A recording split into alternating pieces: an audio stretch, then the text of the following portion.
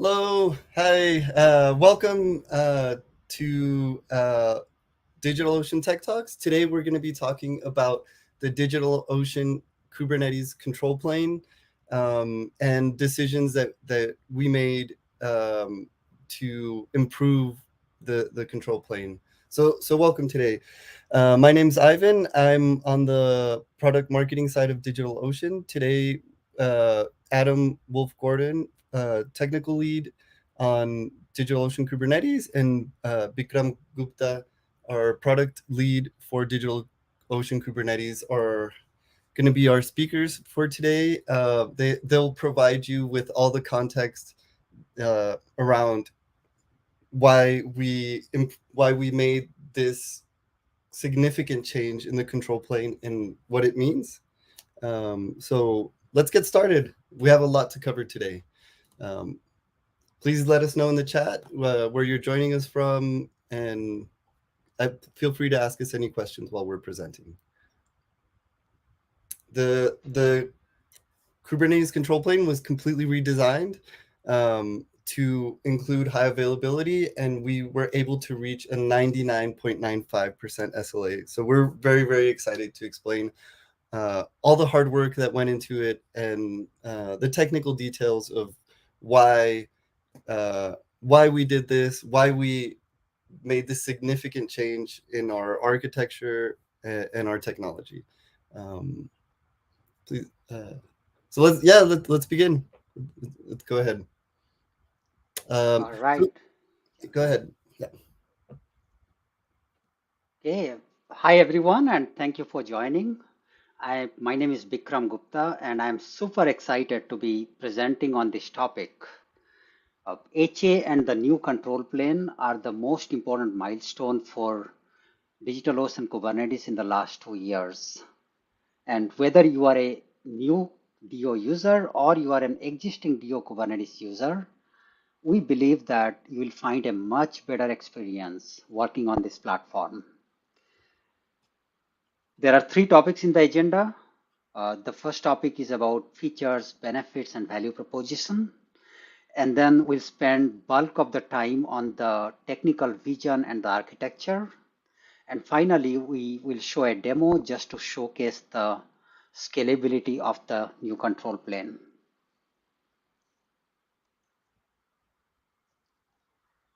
Developers love Kubernetes because it's simple to use, simple to get started and scale. It is also cloud agnostic and open source. But then managing Kubernetes is really hard. And so the first choice is always to go with a managed provider. And the default expectation is that the system should generally work so I can focus on writing code for my business. DigitalOcean has been used by tens of thousands of builders, and they have been running applications at scale, and it's been working out very well. But it was also built in the early days of Kubernetes back in 2017, 2018 days. And there are some challenges that we see.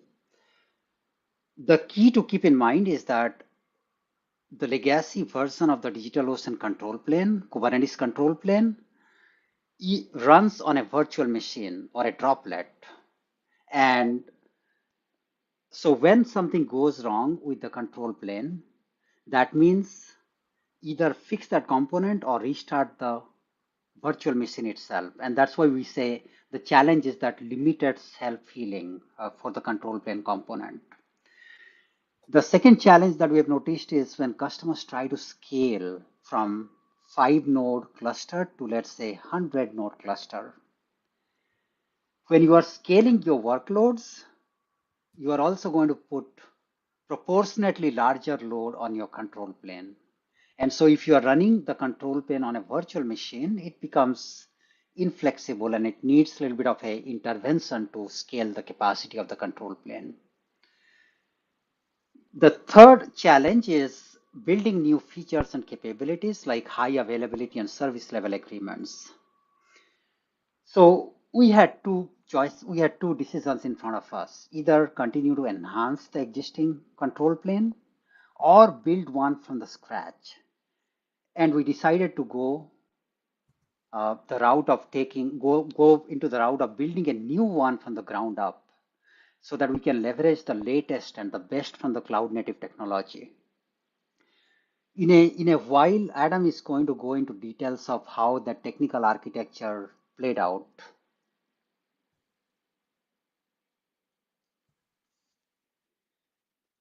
The earlier or the legacy control plane ran on a virtual machine. The new control plane runs as a set of containers, and by running this as a set of containers, we are able to run the control planes of the clusters themselves in another Kubernetes cluster. And so imagine that at scale, like tens of thousands of users cluster, each having their control plane as containers, running in a set of clusters that are part of the control plane. That makes it so easy. Like if you create more load on your Kubernetes cluster, then the control plane automatically scale because we leverage the power of Kubernetes. Likewise, if something crashes in the control plane, then we leverage the power of Kubernetes to restart it. Features and benefits. Obviously, the first one I just spoke about, which is just by containerizing the control plane, we are able to leverage the power of Kubernetes to provide much better recovery, resiliency, and startup time. The second value proposition is high availability. Because we are running the control plane as a set of containers, it's easier for us to run the multiple replicas. And so what in turn you get is much better stability and a guaranteed SLA. Plus, there is a failover and load sharing as well among all your API servers. The third value proposition is that when you enable high availability, we are also guaranteeing a 99.95% service level agreement, which is at par with the industry. And so you can safely run your business workloads on DigitalOcean Kubernetes. Speaking of the service level agreement, remember that it is for the control plane. And for the control plane, we are guaranteeing that you'll have no more than 22 minutes of downtime in a month. One obvious question is what happens to the droplets and the storage? And good news is that those are already covered as part of the existing SLAs from DigitalOcean. So in a way, when you are running your workloads on DigitalOcean Kubernetes, today you have SLA guarantees for control plane, droplets, which are worker nodes, as well as your storage. We have also included a link to the SLA, which is part of our public documentation on how to go about claiming the credits. Could you, for those that don't know what an SLA is, could you explain? What is an SLA? And does it cover all Kubernetes? Does it cover just high availability? Can you please go into that really quick? Yeah. Thank you for asking. SLA is the service level agreement. And from a Kubernetes standpoint, we are providing that service level agreement for the control plane. It means the things that you do when you work with Kubernetes, like you're trying to create a pod, delete a pod, create a deployment. Whenever you are interacting with the Kubernetes control plane, we are guaranteeing that it'll be available for 99.95% of the time. Okay, thank you so much. Okay, so looking at some of the technical things that you should know, because running HA is not a big deal. Like today you can create a cluster with a single click, and enabling HA is just a matter of a checkbox which is in there. In terms of the pricing, the default control plane was and will always be free. That's not going to change. And you are going to get much better stability and much better scalability and resiliency with the default control plane. When you are running critical business workloads, you will likely want to enable HA, and that is going to cost you $40 a month per cluster for which you have enabled HA. The second topic is about migration, enabling HA on existing clusters. These are under work, and so we plan to eventually make those available in future. The third one is how do you go about claiming the SLA credits? That process doesn't change. If you're familiar with the Droplets SLA claim, it's similar to that. And you have to go through our support and use the ticket type SLA credit claim. This is also documented in our public facing documentation. Okay, now we are going to head into the technical architecture, and I'm going to hand over to my colleague Adam. But before that, Ivan, are there any pressing questions that we need to handle?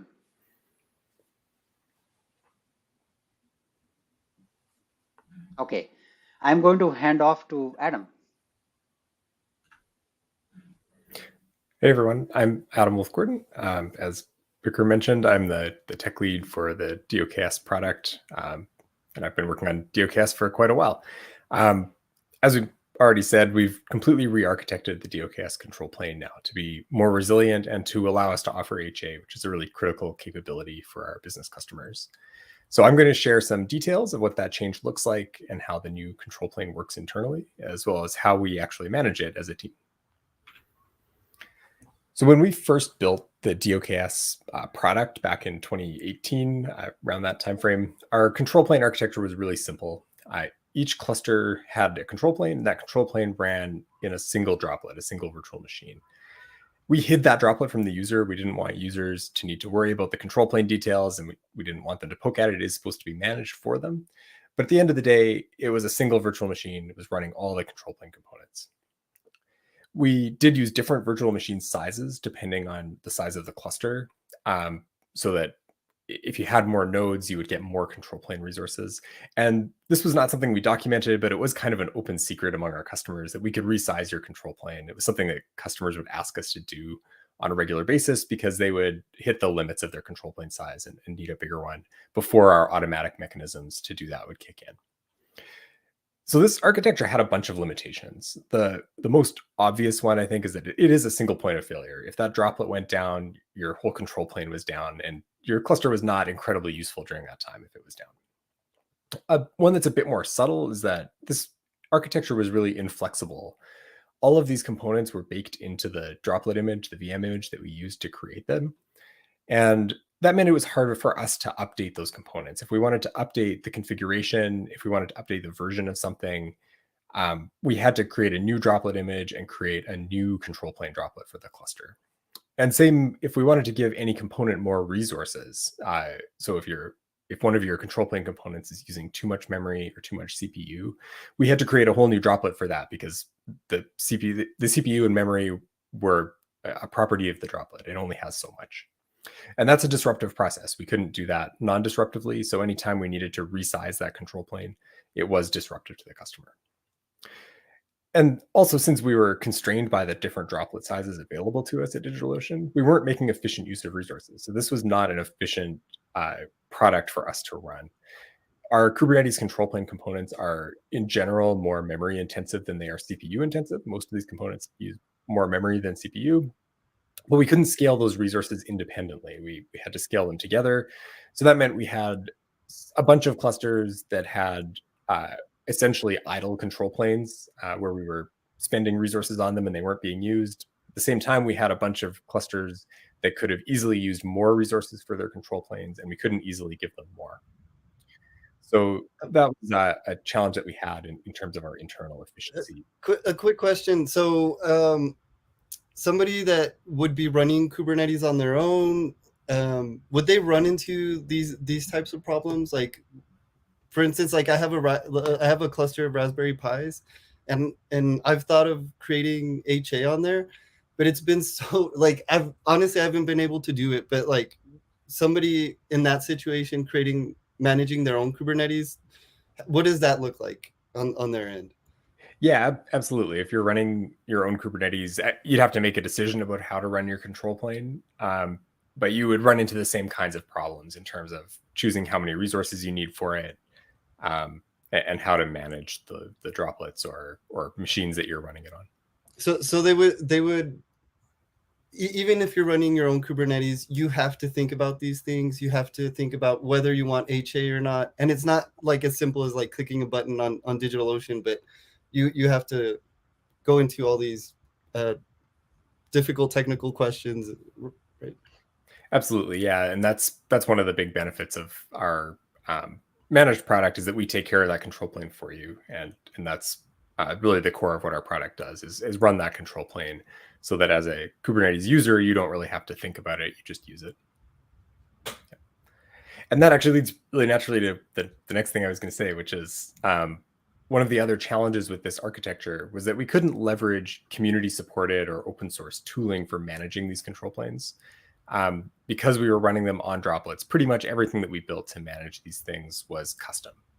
And in particular, if we wanted to offer HA, which we did, because we know that that's a critical capability for our customers, we would have had to build custom tooling for managing multiple control plane droplets and managing the Ncd clusters that run on those droplets. And I'll talk more about the Ncd complexities in a couple of minutes, but safe to say we just didn't want to do that. If we were going to build HA, we wanted to leverage everything that's out in the community to do it. We didn't want to have to build this entirely ourselves. And we can go to the next slide. So we decided to build our new control plane on top of Kubernetes itself. In this architecture, we run all the control plane components as pods in a set of Kubernetes clusters that we operate. And each cluster's control plane gets its own namespace. We use all the tools that Kubernetes offers to run them. I'll get into that a bit more in a sec. But from the user's perspective, there's really not a big difference in terms of how you see the control plane. It's still managed for you. It's still kind of hidden from view. You don't have to worry about how it works. You just connect to it. So from the user perspective, there's not a big change in the product other than the ability to enable HA. Internally, this is a much more flexible and much easier to operate architecture for us. We can scale these individual components independently, and we can scale CPU separately from memory, because we can use those resource requests and limits and all of those things that Kubernetes offers. Sorry to interrupt, but could you explain like the difference between the new control plane plus HA and somebody that just enables a new control plane, what their experience might be compared to the legacy? As far as like, is it faster? Is it does it manage memory differently? Sure. Yeah. So from a user perspective, the new control plane will scale more seamlessly. So if you scale up your cluster or you scale up the load that you're putting on your control plane in terms of number of requests and things like that, it will scale automatically. And I'll talk about that in a minute, how that works. But yeah, it scales automatically and it scales fairly quickly. It is a little bit faster to create the control plane. So your cluster creation should be a little bit faster with the new control plane than it was with the old one, because we are just deploying pods into a cluster rather than creating a whole new virtual machine for the control plane. And that's a faster process. So yeah, it's a little bit faster to create and definitely faster and more seamless to scale. Like those are the biggest customer facing differences. And then with HA, you have that extra level of resiliency. So if a component does go down, there's already another one running. You don't have to wait for it to be replaced. So that's the difference between non-HA and the new control plane and HA, is just that if a component goes down, there's already a backup version of it running. Oh, I see. Thank you. So the other benefit here is that we can update versions and configuration of components without impacting other components.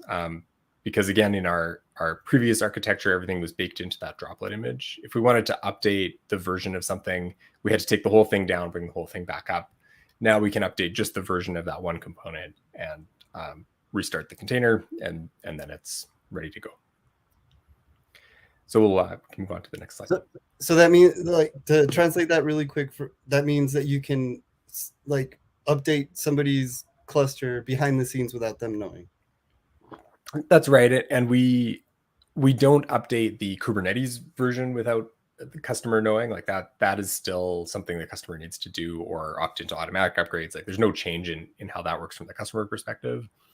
But if we have a component that isn't part of the core Kubernetes components, and we need to do a small update to it, or we need to update its configuration because it fixes a bug, things like that, we can now easily roll those out continuously, or roll them out during your maintenance window with minimal disruption or no disruption. Yep. So let's take a look inside under the covers a little bit at how we manage the control plane components in this new architecture. As we mentioned, we run the control plane components for DOKS clusters in a set of clusters that we manage internally. And we call those control plane clusters. So we've drawn one here on the slide. And each cluster's control plane, as I also said, runs in its own namespace.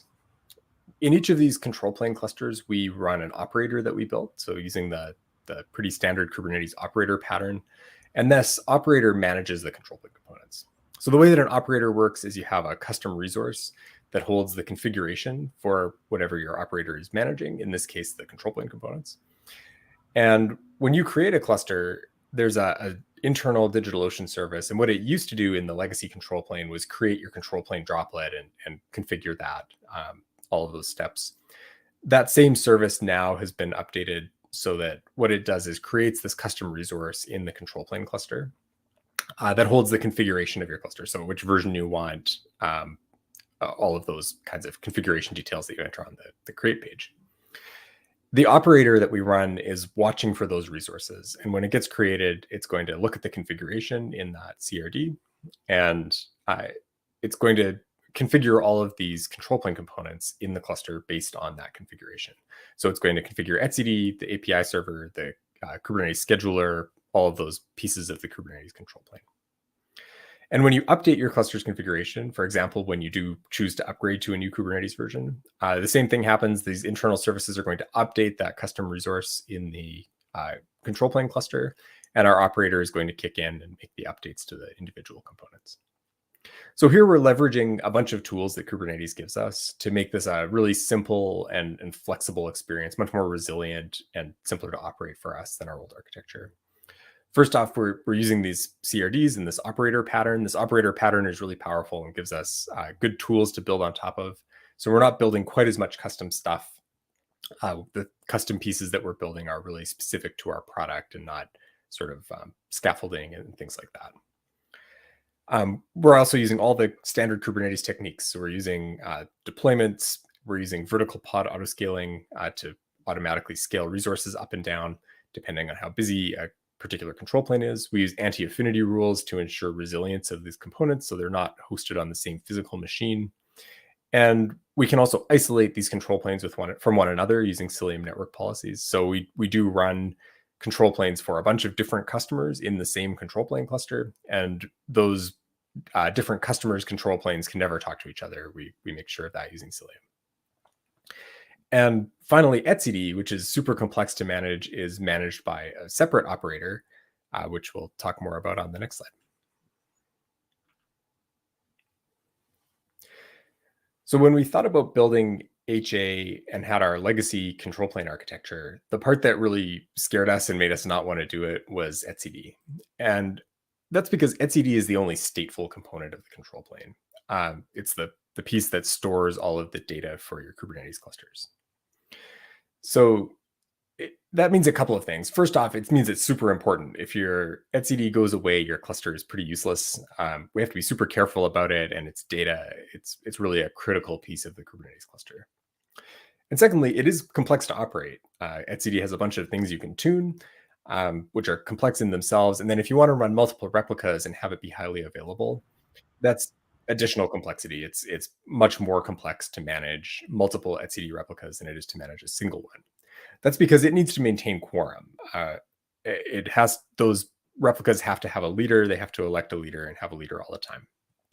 And if they don't, then you can run into situations that you have to fix manually. You can potentially run into situations that are dangerous for the data in the cluster. So we have to be careful about that. And the most important implication of that is that we have to be really careful about when replicas go up and down, when we add and remove them. If we were doing that in our droplet-based control plane, our legacy architecture, we would have had to be really careful about when we create and destroy control plane nodes if we were going to create multiple control plane nodes for HA. And that was just something that we didn't want to do. We knew that that would add an enormous amount of complexity to our custom code that we have to manage that control plane. And it was a risk that we didn't want to take on. Under Kubernetes, we can use operators for this. And there was already an Ncd Cluster Operator that we could use. The Ncd Cluster Operator knows how to safely run Ncd clusters, including highly available ones, under Kubernetes. And it knows things about how you add and remove replicas to maintain quorum, and the state of the Ncd cluster, and all of those important things. So we didn't have to build all of that ourselves. We didn't have to reinvent that wheel.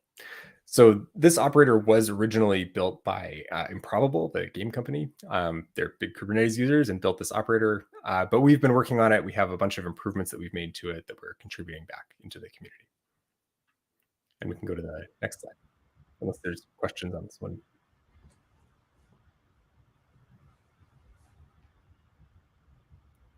Ivan, any questions so far?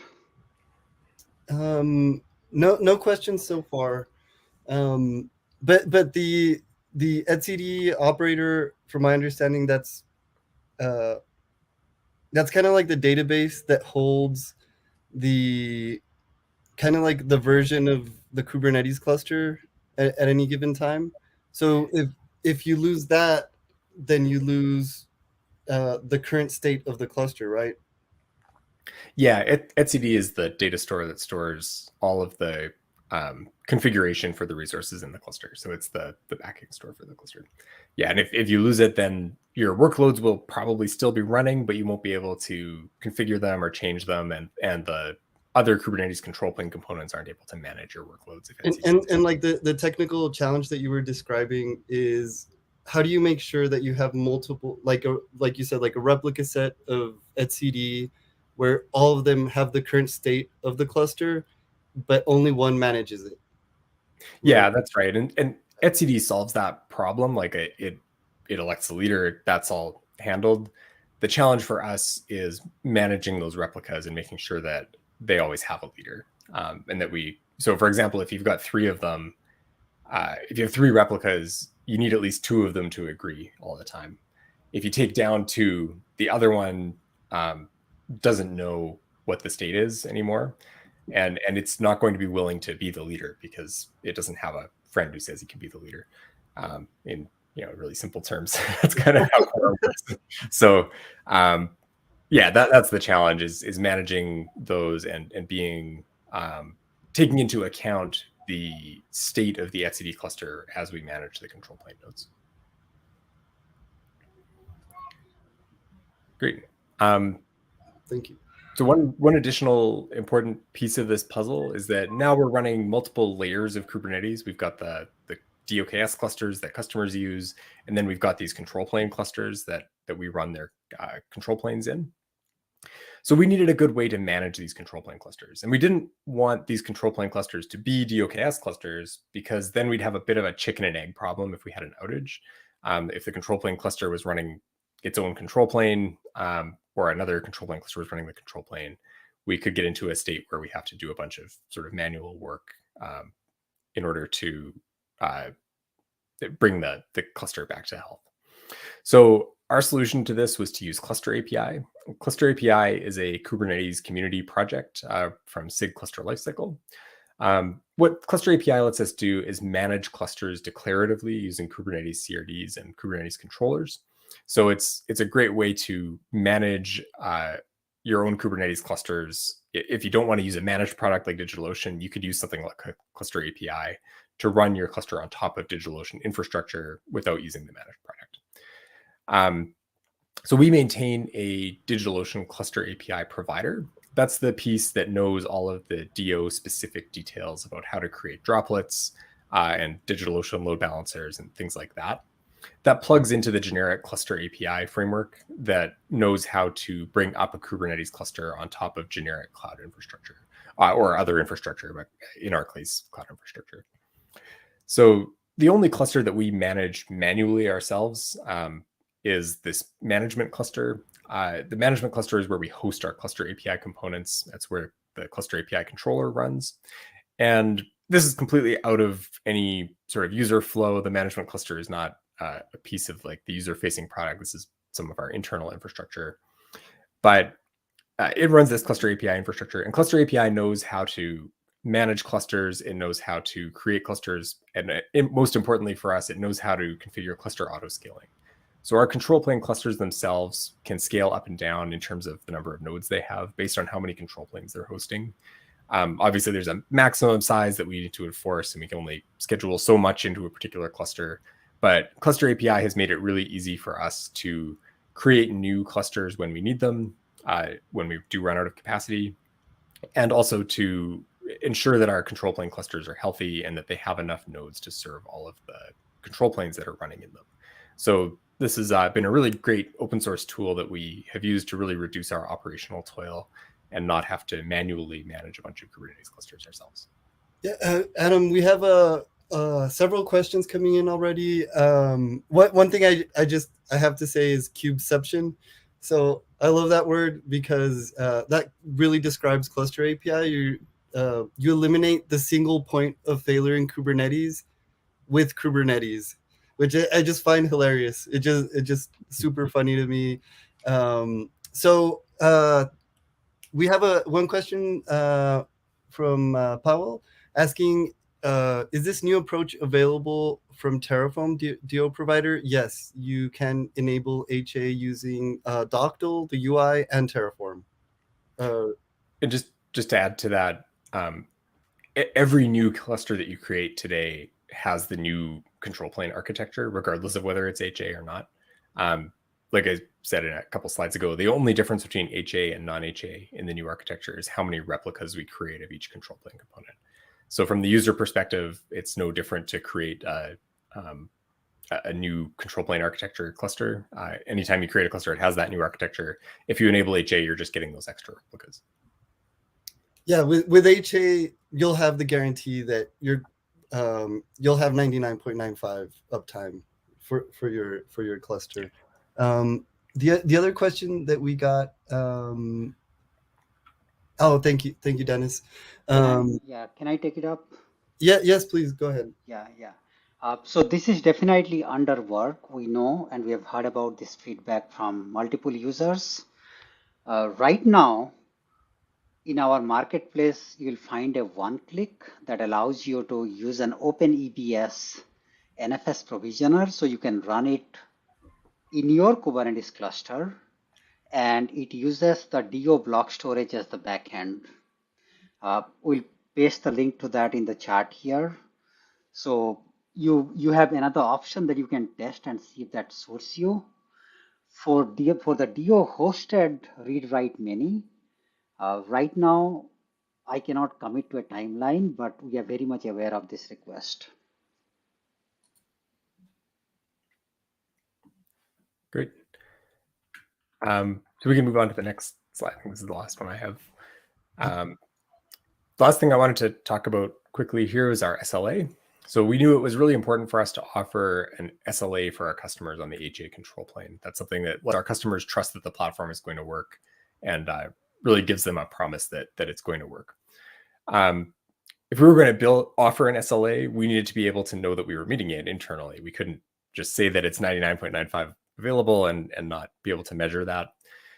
So the way that we measure that is using Prometheus. We've been huge Prometheus users at DigitalOcean for a long time. Our internal observability team manages many, many Prometheus servers. We can store basically as many metrics as we want. They would probably tell me it's not as many metrics as I want, but nearly as many metrics as we want. And we scrape metrics from all of the control plane components that we're running into these central Prometheus servers that we have internally. And then we're able to run some big, gross Prometheus queries. I'm not going to show the exact queries because they're pretty big, but basically what we're able to do is aggregate the availability for each cluster over a period of time to ensure that to measure the actual availability of each cluster's control plane.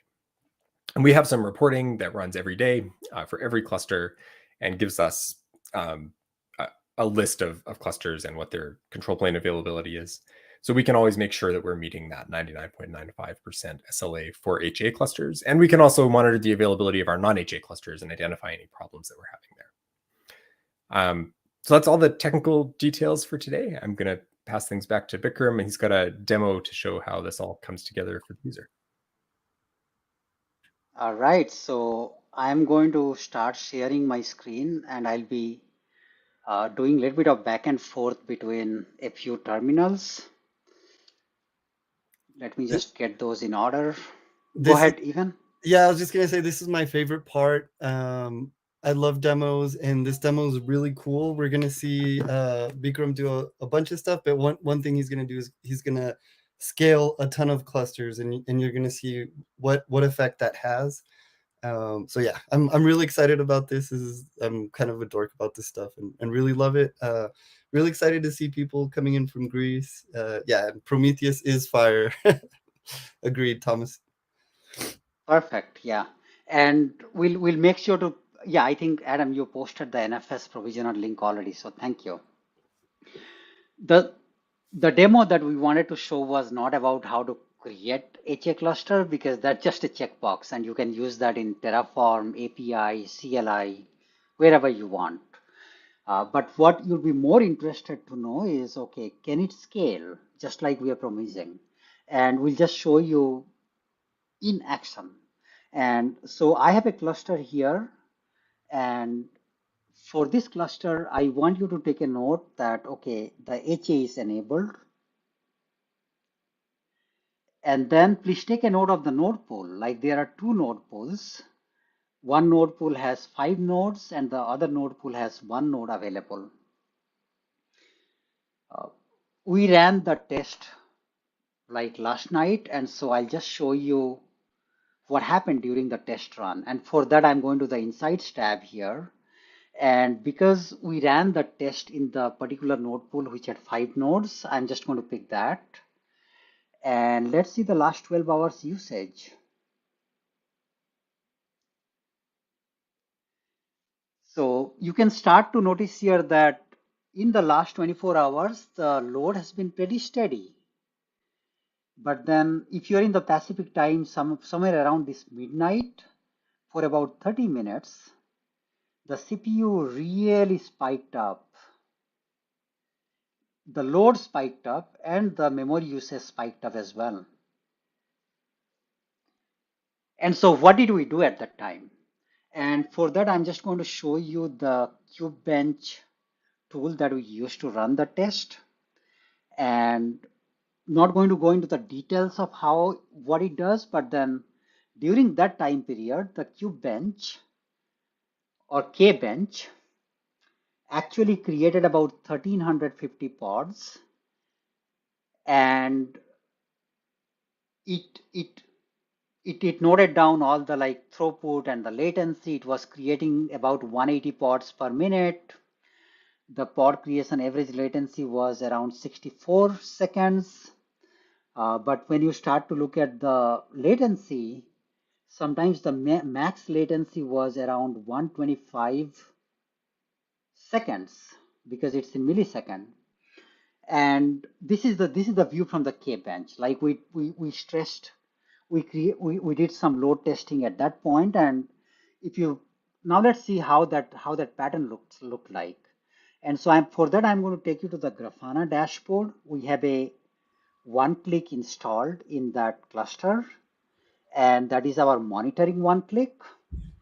That monitoring one-click comes with the Grafana, and I'm going to just take you to the dashboards here and show you what exactly we did at that time. And you can see that around, if you are in the Pacific time zone, it's just around the midnight in that time period. The load test created 200 pods, killed those, created 200 pods, killed those, like that. It then bumped up to 500 pods, killed those, and did a few times. That's all it did, right? And if you are aware, the typical pod limit recommended by Kubernetes is around 110 pods per node. So you're really stretching, right? Getting to that around 100 pods per node in a 5-node cluster. So far we looked at, yeah, go ahead. Yeah, quick. Well, someone was asking if this is Grafana. It is Grafana. My question is, were you spinning up the pods and killing them yourself? That's what the test is doing. It's Kbench, and I would encourage people to try it on their own. We recently published the Kbench for load testing under container blueprints. Folks who are not aware, we continue to actively maintain a starter kit so that you can really get up to speed on observability, backup, various other like ingress and those things. And we continue to add more and more solution blueprints to the container blueprints repo here. And for those who want to just try using that tool, the steps are here. It's fairly straightforward. So we use the tool to do the load testing, and the Grafana dashboard, which is available because we have installed the Kubernetes one-click. And so now we looked at the actual load test output. We looked at what happened to the cluster. Let's quickly look at what happened to the API server at that time. And so for that, we have the Kubernetes system API server. Again, ideally, you should have this available when you are installing the one-click. And you can see the time range here in UTC, but in the interest of simplicity, I'm going to say last 12 hours because midnight, about 8-9 hours back, right? And you will see that as expected, when we were creating the pods around midnight, it really spiked up, right? The pod creation and deletion and whatever things were happening. Similarly, you can see all the HTTP requests spike up significantly. But here is the beauty. The API server latency did not increase. It did not increase. It stayed stable. And it means something happened under the hood. And that's what Adam described earlier, right? How we automatically scale by leveraging the power of Kubernetes. And you can also see under the CPU and memory usage that indeed during the load testing, the CPU spiked up. And more important, the memory spiked up as well, went from less than 500 megabyte to close to 800 megabyte. Now imagine this is only API server. You have other components like controller manager, various other controllers, DNS, a lot of things running on the control plane. When you are scaling your workloads, they all will scale in their usage. And if you are running your control plane on a droplet, unless you have enough capacity, it's likely going to exceed the capacity of the droplet. In our case, it just magically worked, and the latency was the same, even if we were creating pods at the like 180 pods per minute. You can see you can see a few other dashboards as well. Like you can see for example, from the node exporter, how the CPU utilization looked like. And I'm going to go back to last 12 hours. And you'll see the same story here, like the CPU really spiked up. CPU spiked up, the memory, this is for your worker nodes because of the load test that you're doing. This is showing the worker node CPU and memory. So in summary, we saw that the API server latency remained within a good range, that is within the 10 millisecond. We saw that we had a fairly good, that was within the 10 millisecond. We saw that we had a really good bump on the API requests, but API server handled it well by scaling up the CPU and memory automatically. You didn't have to worry about it. And the last thing that I want to tell you is about the difference between the pod creation and the output that you see here, like 125 second. The reason is that when you create a pod, requesting to the API that create me a pod is a simple request that can be filled under 10 milliseconds. But then after that, API is going to store that in Ncd. Controller manager is going to do its job. Scheduler is going to do its job by scheduling on a kubelet. Kubelet is going to do its job, and then the things like containerd and Docker, and then Cilium CNI are going to do that job for creating the pod. All that will be required for the pod to be created. And what you see as part of the output in Kbench is basically that. That's really impressive. That's very impressive. So like to summarize that, like you created 1,350 pods, right? And on a 5-node cluster. On a on a 5-node cluster, and you were able to remain in contact with the cluster API under 10 milliseconds throughout the whole time. That's what we see here. That's what the graph shows. Yes. Wow, that's impressive. Yeah, I'm not going to embarrass myself and say how long my personal home cluster takes when I try to communicate with the cluster API. We have one question from Camila de Silva. She's asking, can we get the dashboard ID for the Grafana? Oh, absolutely. We'll just paste those things in the chat here. Remember that when you install the monitoring one-click, or if you are following the starter kit that I'm going to link, these dashboards are going to be available to you by default. So in a moment, as we go to Q&A, I'm going to make sure to paste those in the comments, including this dashboard ID as well as the link to the starter kit. Awesome. And apologies, Camila in Mexico is a female name, so I didn't realize it was a gentleman. The other question we have is, can we scale vertically? And are there any limits to droplets for scaling vertically? I'll let Adam take it up. So depends a bit what you mean by vertically, but you can scale a DOKS cluster up to 512 nodes, and you can use any of the droplet plans that we offer at DigitalOcean. So you can use the high CPU or high memory droplets if you need lots of CPU or memory. You can use the storage optimized droplets if you need lots of ephemeral local disk space for some kind of workload like that. So you can scale in kind of both dimensions in terms of amount of CPU and memory and number of workers. On the control plane side, we scale vertically. So we do scale the API server and all those all of the control plane components. Will scale up the memory and CPU requests for them as the control plane gets busier. So based on the usage, it does scale.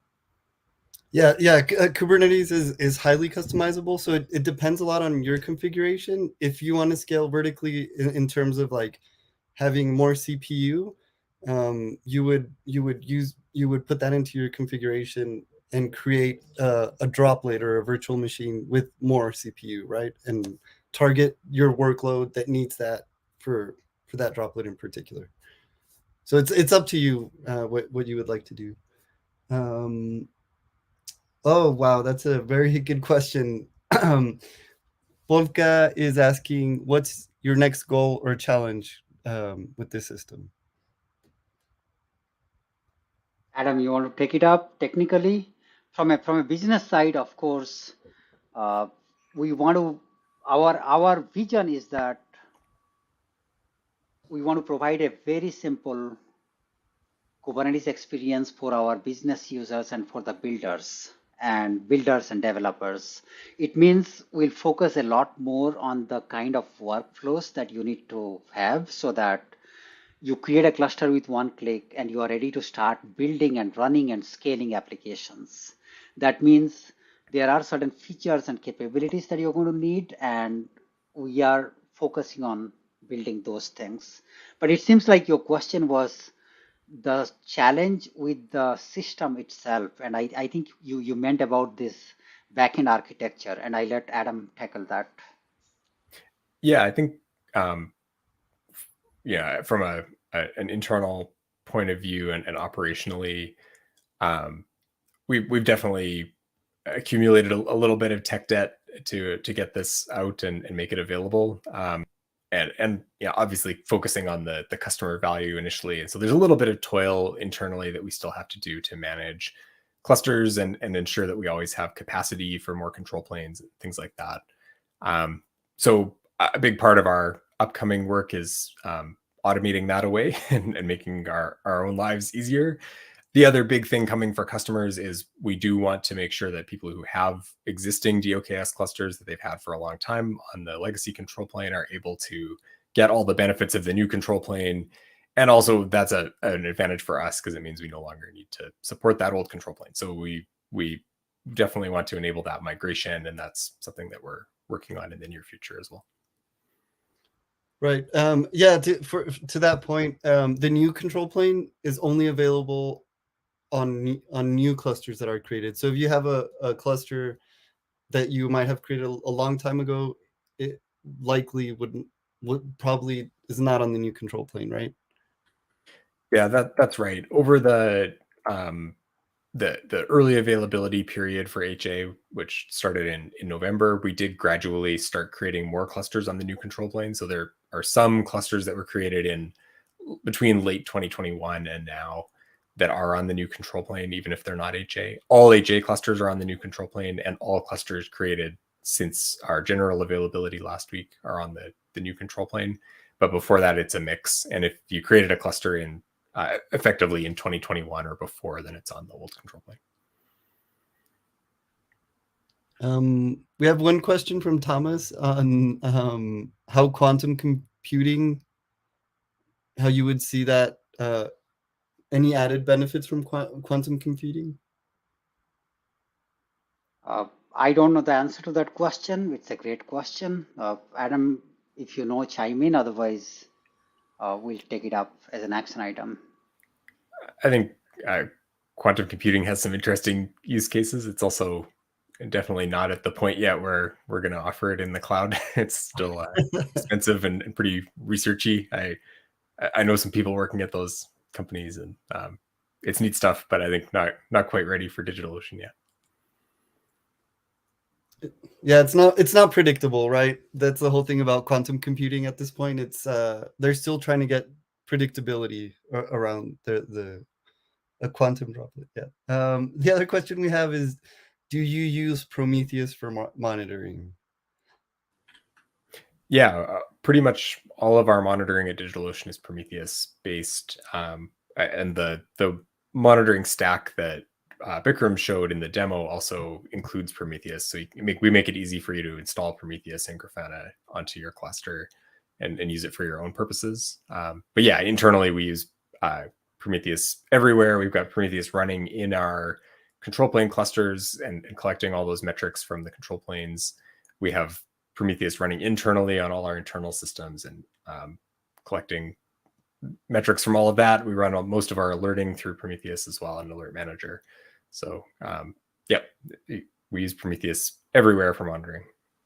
Good question. Do we have Prometheus available in DigitalOcean? Is another question. So it's not exactly baked into our Prometheus offering, but we do offer the one-click. So the one-click just gives you an easy way to install it with some pre-configuration to make sure that it works on DOKS. But I think that's something we're sort of looking at for the future, is how do we make that even easier and make it a more integrated experience. But for now, it's you kind of have to manage it yourself to a large extent. But we do make it easy to install, and it does work well on DO Kubernetes. I'll also add there that if you want to automate all those things as part of the cluster creation itself for yourself, you can refer to the starter kit where we show how to use Terraform and tools like Argo CD and Flux to automate the deployments of Prometheus and backup and other tools. Okay, so we are on the final slide here. Obviously, lots of questions, and thank you for those who participated and those who have been listening. This new control plane is a really exciting milestone, and it is scalable, it's resilient, and it's even better for developers and businesses. And we really hope that it allows you to start really focusing a lot more on your business and not worry about the Kubernetes infra when you are using DigitalOcean. Uh, Also want to confirm that nothing will change from your perspective. The user interaction will remain the same.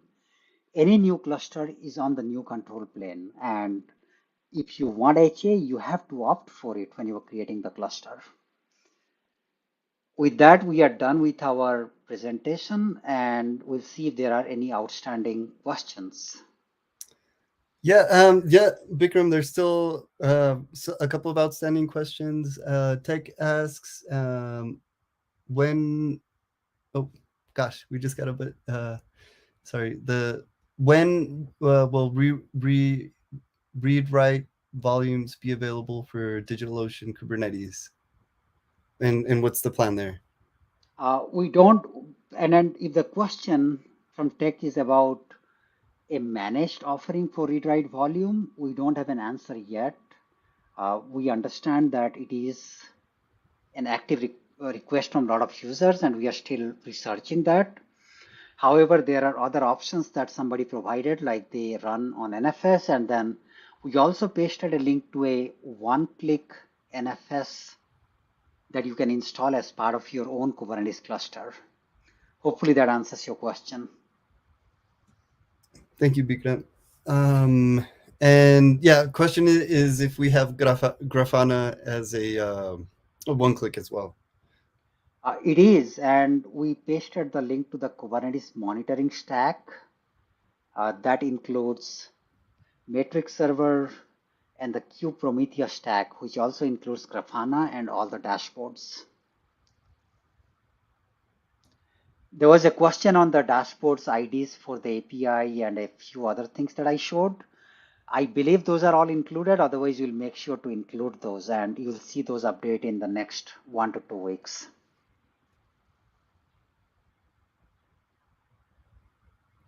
One comment is exciting news. Can't wait till we can upgrade our 3-year-old cluster.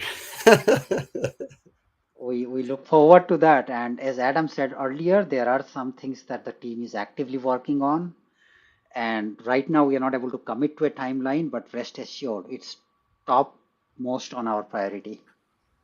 I'm looking forward to deleting a lot of 3+year-old code once we get rid of the old control plane. So I'm very excited for you to upgrade your 3-year-old cluster too once we make it available. Oh, okay. So next question from Thomas: what part of Kubernetes gets you excited? Me personally, easy answer: open source in the community. That's by far like what gets me the most excited. How about for you all? Yeah, for me, I think it's the power of the community. Like there are, like Adam talked about, Ncd Operator, Cluster API. Once one has certain level of understanding of the Kubernetes ecosystem, building and developing applications and scaling those is like really a fun experience, and that's really exciting to me. Adam? For me, I think it's exciting to see that Kubernetes has really become sort of a core building block that people use and build on top of now, and we're getting to the point where Kubernetes itself isn't like exciting or new or dangerous anymore. It's really kind of well adopted, well managed, and we're starting to be able to build things on top of it, like our control plane, and then also things that we want to offer to make it easier to use Kubernetes for our customers, and make it easier for them to build their own abstractions on top of it and build additional things on top of it. Right. One comment. Technically, it's backed by, so Homeless 207 is saying it's backed by Google. So Google donated Kubernetes many years ago to the community, and that's actually like one of the reasons I love it so much. You see all these tech giants, all these cloud computing companies that compete against each other like heavily in the market, but when it comes to open source, you'll see, Red Hat, Google, DigitalOcean, all contributing to Kubernetes. together, and that's not proprietary to Google or any company. It's completely open source. And lots of startups contributing heavily.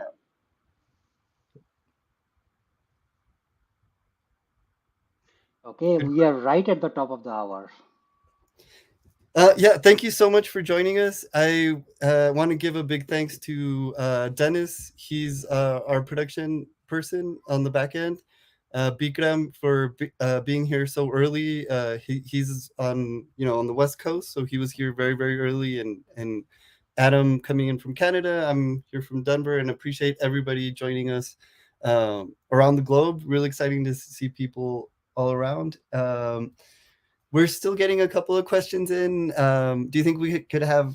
I think we could have one more question, and then cut it off there. Is that all right? So I have used multi-cluster architecture on DigitalOcean with Thanos Grafana and Alert Manager. It was awesome. I think this HA architecture, if we're using multi-cluster, we can use Thanos as well.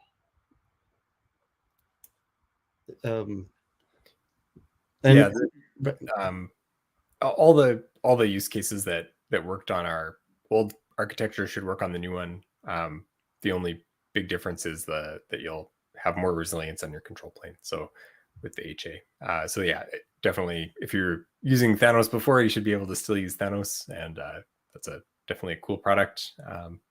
Yep, all that should still work. Awesome. Thank you everyone for joining us, and we hope you have an excellent day, evening, depending on where you are. And yeah, please spin up your Kubernetes clusters and get it HA enabled, and we'll see you on the next presentation. One quick shout out I would like to give: we're having our deploy conference in November.